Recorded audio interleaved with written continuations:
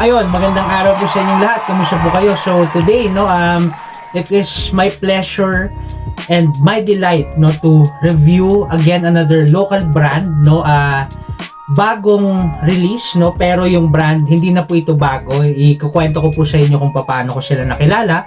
But yeah, we will be reviewing today La Crosse by Ethereal Fragrances.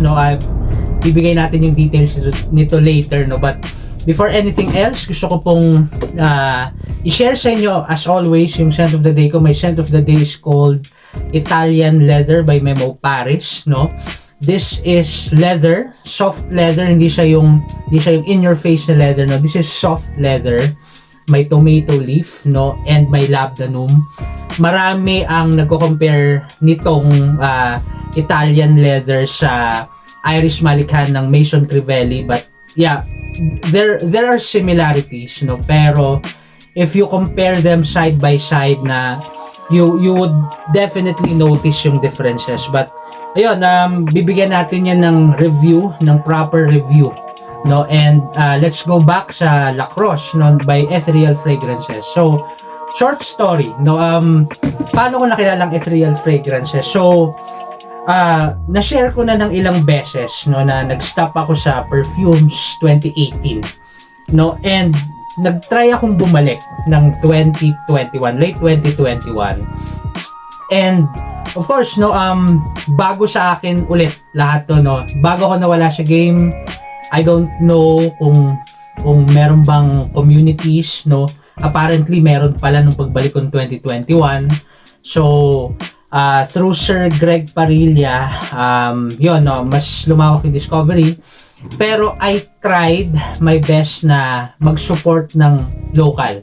At yung pinakauna kong na-discover was Ethereal Fragrances. Ipapakita ko dito yung itsura ng perfumes nila dati. Baka nare-recognize ninyo, And ang maganda sa Ethereal Fragrances, nandito lang sila sa Baguio. So dati, pagkatapos ng part-time work or activity, dumadaan ako doon sa small shop nila, at 20 minutes from where I live, para mag-solo sniff session. And for me personally, bago pa sumikat sa Pinas, halimbawa yung CD Neem or yung Supremacy Not Only Intense ng Afnan, para sa akin, ang Ethereal Fragrances, they had the best interpretation ng Creed of Ventus. Well, ayun, so may mga iba pa akong in-order sa kanila, and late 2022, if I'm not mistaken, bigla silang nawala. Hindi ko na sila nakikitang nagpo-post, occasionally na lang, so nakalungkot kasi ang laki ng potential. Talagang binibida ko yun sa Baguio Frag Group, sa mga kakilala ko sa game, lalo when I was still in the yung nag-discover ka, inspired perfumes, dupes, and clones, and isa sila sa binibida ko. And natuwa ako, nagulat ako nung nakita ko na late 2024 they made a comeback, nakakatuwa. At ang kagandahan ng Ethereal Fragrances, hindi na sila sa clones, hindi na sila sa inspired perfumes, pero yung naging focus na nila ngayon ay own creation, and it leads us now to the review of La Crosse, So La Crosse, before we show the presentation and all, so this is the story of Leo Sinclair, from this person na nanggaling sa riches and falling, dahil sa circumstances ng life, but then he learned to search within himself and rebuild himself, he rose from his present challenge, so basically it's a story of searching within, trusting in what you have and what you can do, and building a strong foundation sa sarili mo, and ayun, same din sa story ng Ethereal Fragrances, di ba? Parang Ethereal Fragrances, they made a comeback, tapos they reinvented the brand, and they are now starting a very good foundation, So pakita ko lang sa inyo yung presentation. Of course, this is the box, This is the box. ng Lacrosse, no. Meron pa silang isa, yung Matriarch, no. That's more of a feminine floral na scent, no. Hindi ko pa siya na-try, pero definitely very soon. So this is the box, no, and basic information, napaka-sturdy ng box, no, and the perfume sits here, no, sa loob, no. Tapos pakita ko lang yung ibang details, no. This may envelope to, no. This is the envelope, at meron siyang letters, no. Yung letters niya, number 1 is the full story of Leo Sinclair, no, and I believe you could also listen to it sa Spotify, no, and meron silang appreciation letter, no. So very thoughtful, no, personally, lalo pag ang brands, no, they have those details, no. They have yung mga ganun, no. It makes you feel special para sa akin, no. Para sa akin, while it is true, no, na our focus naman talaga is the scent profile, no, para sa akin, I also look at the box, no. Halimbawa, Amouage or Serjoff, napakaganda ng box, di ba? And for me, even yung Unique E-Luxury, no, may letter din yun. For me, napaka-thoughtful lang, parang napaka-special mo, parang iniisip ka nung perfumer. Well, that's just me, no. Pwedeng yung iba walang paki sa box, no. May mga content creators ako nakikita, paghugot ng perfume, ika-crumple na nila, ibabasura nila yung box. Well, that's them, no. I care about the box, no. And the box, no, tapos may tote bag, no. Galing, may tote bag ng Ethereal Fragrances, no. And this is the bottle presentation, no. As you can see here, meron siyang parang dragon cap, no. Ang galing lang, no. Napakagaling, napakaganda for me. Now, this is a plastic cap, no. And I believe, no, Lacrosse is also inspired from the timelessness, no, ng yung ano, no, yung identity ng dragon, parang gano'n, no. So the timelessness, no, it's incorporation with the forest and all.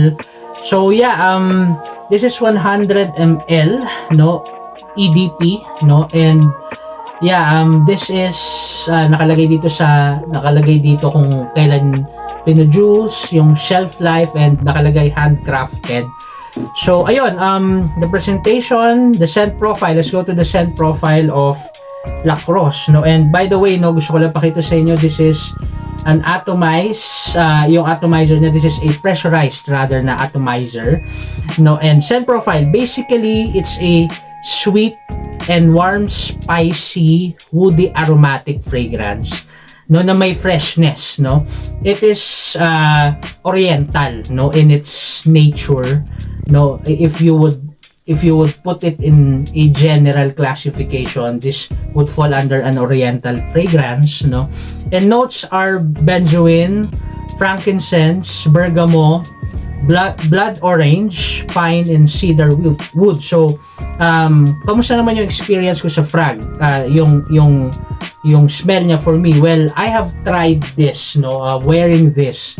Last week siya dumating sa akin, and I tried my best na isuot siya sa labas, no, isuot siya sa bahay, just to observe how the perfume behaves. So for me, it opens up fresh, sweet, spicy, and vanillic, no.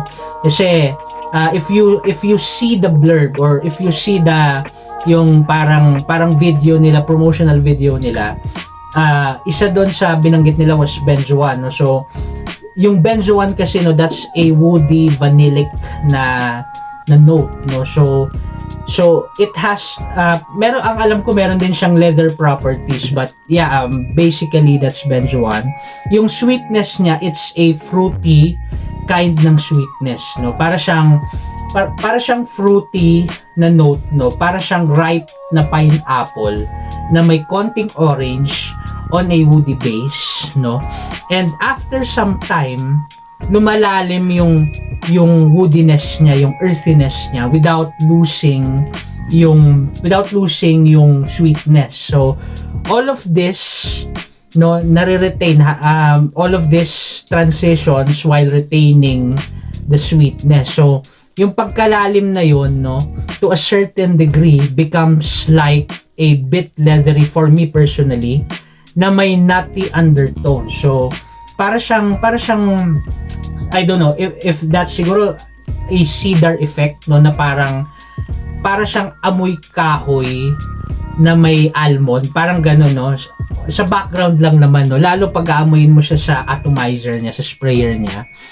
So in other words, no, don't let the opening fool you kasi it's fresh, it's sweet, no, pero it goes deeper, no, it becomes a bit complex, no, and para sa akin personally, if you are entering niche, no, if you are entering yung own creations, this is a good entrance, no, kasi it has complexity, it has character without being too complex, no, if you get what I mean. So yeah, yun yung set profile niya for me. And performance, no, para sa akin, overall longevity, projection, and sillage, really good, no. Wala akong masabi, wala akong ma-complain, no. Nung una pa nga na sinuot ko to nung kadarating niya, kasi nasa bahay lang ako I had to wash it off, yung fragrance, in-spray ko siya dito kasi kakain na kami, no. Masyado na siyang malakas for me. Take note, this is after like 3 to 4 hours, no, na in-spray ko yung fragrance sa skin ko. I can still smell it, no. Napakalakas pa rin sa akin, no. And yeah, no, kaya nga sabi ko kanina, don't judge it sa opening, no. This is not your fresh frag, no.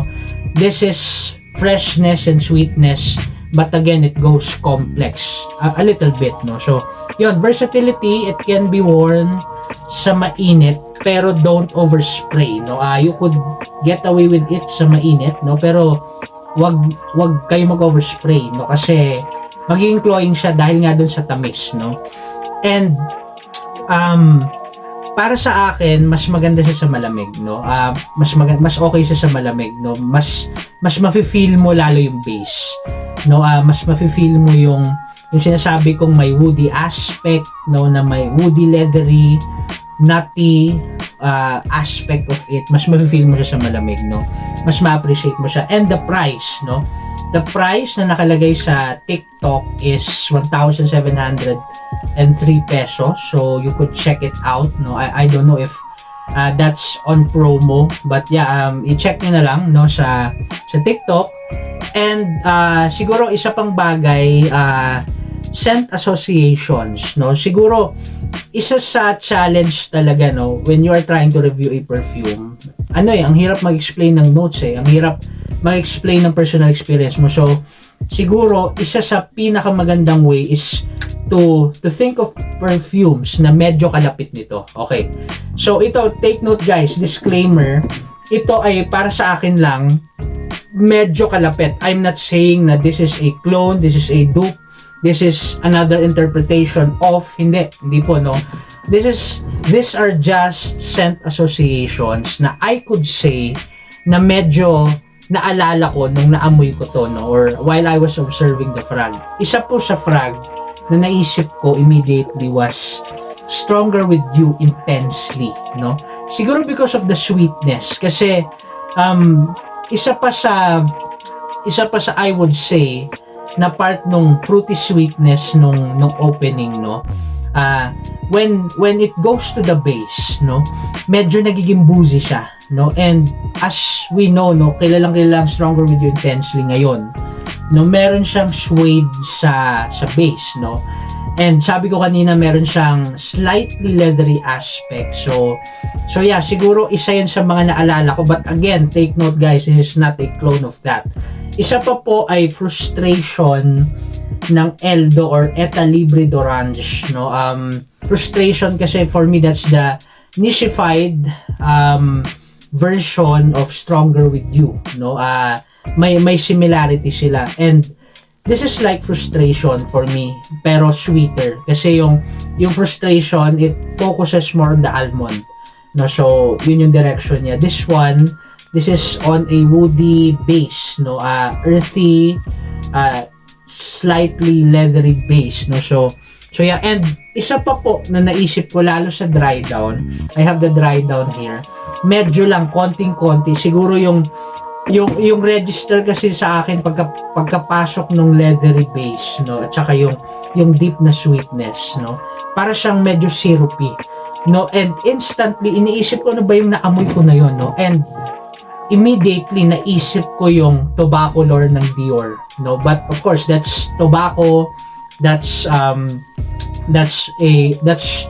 deep tobacco, sweet or pipe tobacco on a woody base, no, ganun yung sweetness niya for me. But again guys, no, these are just scent associations for us somehow to have an idea sa Lacrosse, no. And final words, nakaka-proud lang, no, yung mga brands like Ethereal Fragrances, no, nakaka-proud lang guys na yung mga ganitong brands, no, who desire and really work sa own craft nila, no.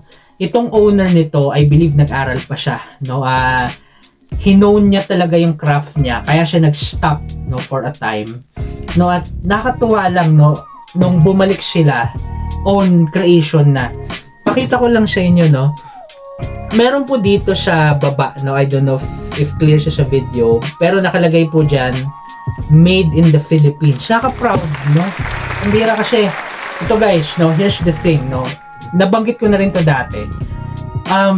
Wala po akong against the inspired, the dupes, the clones na ginagawa ng local houses. Of course, that's part of the fragrance industry. That's part of the market. Halimbawa, meron kang interpretation ng Aventus, no, na magkano ba Aventus ngayon? 11,000, 12,000 for like 900 pesos lang, 700. Of course, no, maraming pipili ng mas mura, and you are getting the smell somehow of Aventus, no. Pero here's the thing, no, while that's part of the market, para sa akin kasi, paano ba natin ma-represent ang Pilipinas, 'di ba? You have to create your own, no, you have to make your own, no. Kailangan mo magpakilala hindi lang sa fragrance community, kundi ipakilala yung product ng Pinoy sa international community. So again, no, I review inspired perfumes. Alam niyo yan, ang dami sa channel ko, no. Pero siguro here's just may siguro advice, no, or encouragement sa mga brands, no.